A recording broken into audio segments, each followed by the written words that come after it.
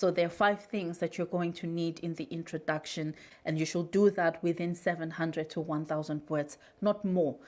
This is a structure that I have used in all the papers that I write because I have seen it in other papers that I thought were great, and these papers cut across disciplines. And what you're going to do there is to say in the first paragraph, what is the problem? Why is it relevant from a theoretical and from a practical perspective?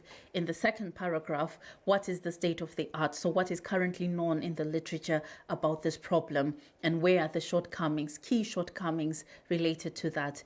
In the third paragraph, based on what you have identified as the key problems, what is the main research question that you are asking, and what part of the gaps is it going to address? In the fourth paragraph, what are the methods that you're going to apply to address this research question, and how does the method fit the question that you're asking? So for example, if you ask how and why, then we expect that you are going to use a qualitative approach. And then finally, what is the actual contribution that you are making with your research, having gone through the entire process and done the analysis and maybe even written the discussion, right? So this video that I have on YouTube on the introduction specifies not just these 5 things that go in the introduction, but it also tells you what are the processes for creating that information.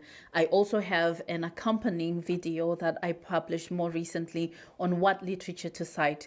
So for each paragraph, you have to legitimize the claims that you are making. And for that, you're going to need to cite literature.